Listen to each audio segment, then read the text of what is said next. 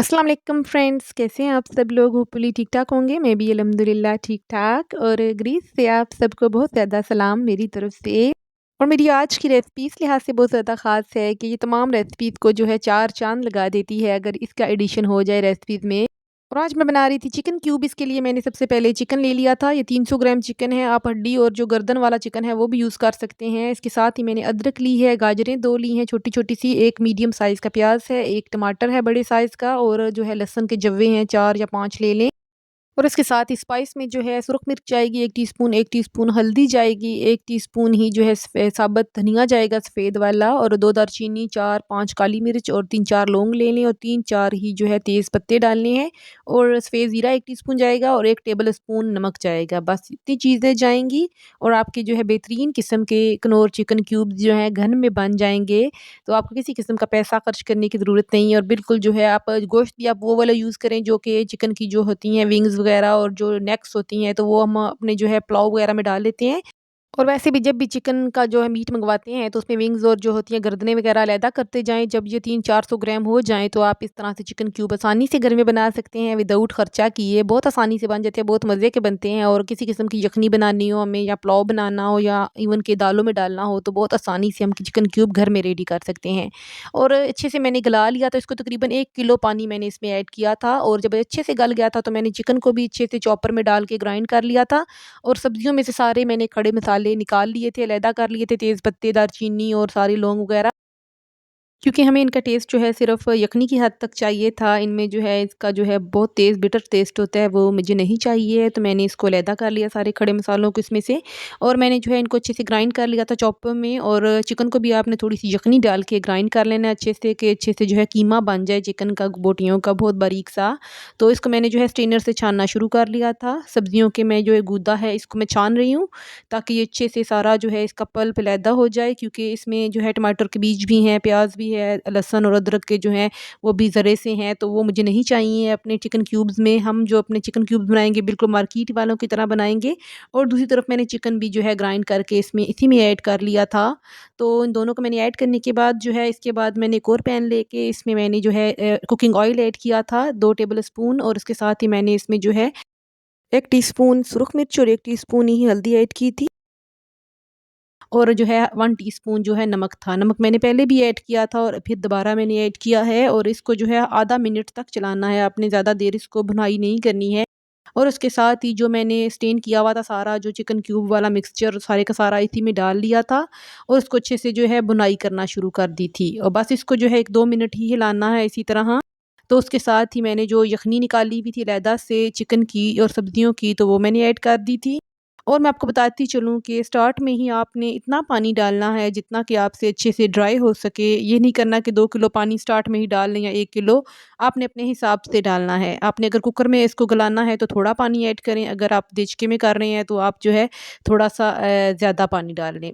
तो इतना डालें कि इसका इसका अच्छे से पानी खुश्क होने में आपको ज़्यादा देर ना लगे। और इस स्टेज पे मैंने इसमें जो है 1 टेबल स्पून चिकन पाउडर का ऐड कर लिया था। चिकन पाउडर इसमें ज़रूर जाएगा, बहुत अच्छा-सा टेस्ट आता है इसमें चिकन पाउडर डालने से, टेस्ट इसका एनहांस हो जाता है बहुत ज़्यादा।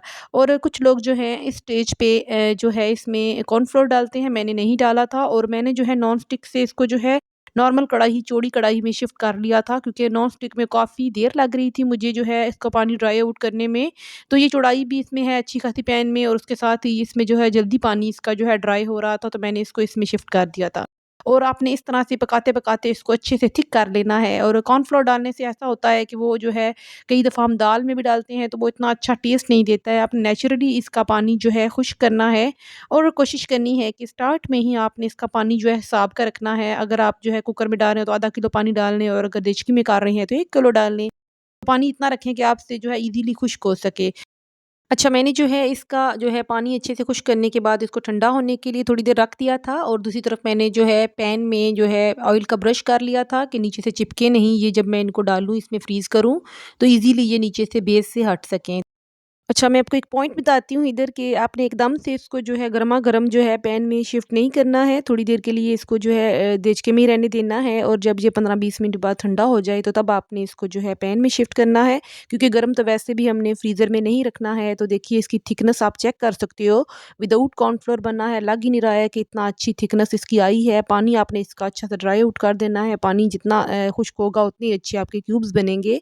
और नमक आप अपने हिसाब से कम या ज़्यादा कर सकते हो। मैंने 2 टेबलस्पून ओवरऑल सारा नमक डाला था इसमें, और वैसे भी क्यूब्स में नमक थोड़ा-सा ज़्यादा ही होता है। और अपने आने वाली वीडियोज़ में मैं आपको जो है वेजिटेबल स्टॉक भी बनाना बताऊँगी। वेजिटेबल्स के साथ मैं किस तरह से क्यूब्स बनाती हूँ, क्योंकि कुछ लोग जो होते हैं वेजिटेरियन भी होते हैं और उन सबको कि चिकन क्यूब्स पसंद नहीं होते हैं ना। और इसके ऊपर मैंने जो लास्ट में बटर पेपर लगा लिया था कि इसमें किसी किस्म के क्रिस्टल ना जमे। और फर्स्ट जो है मैंने 2 घंटे के लिए इसे फ्रीज़र में रखा था, क्योंकि मुझे निकाल के इसके ऊपर जो है इसकी शेपिंग करनी थी, मुझे छुरी से निशान लगाने थे, क्योंकि जब एक दफ़ा ये फ्रोज़न हो जाते हैं तो बहुत डिफ़िकल्ट हो जाता है इसके ऊपर जो है निशान लगाना। तो मैंने जो है 2 घंटे के बाद ये निकाला है अभी, तो इसके ऊपर मैं छुरी से जो है निशान डालना शुरू हो गई थी, जिस हिसाब से मुझे चाहिए थे। मैंने उस हिसाब से क्यूब्स बनाना शुरू कर लिए थे। अगर आप छोटे बनाना चाहते हैं तो छोटे बना लें। और अभी भी देख सकते हैं अच्छे खासे जे जम गए थे, लेकिन फुली रेडी नहीं थे। तो 2-3 घंटे के बाद मैंने फिर जो निकाला था, तो आप देखें हाथ लगाने से जो है क्यूब्स कटना शुरू हो गए थे। तो ये फ़ायदा होता है, जो अब आप थोड़ा नरम हो तो आप उसी वक़्त निशान लगा लें, तो आपको जो है निकाल के काटने बहुत ईज़ी हो जाते हैं। और आपके सामने ये सारे क्यूब्स कितने ज़्यादा रेडी हो गए हैं और इतनी क्वांटिटी में बने हैं कि मेरे 2-3 महीने के लिए काफ़ी हैं। और फ्रीज़र में रखूँगी इनको मैं अपने।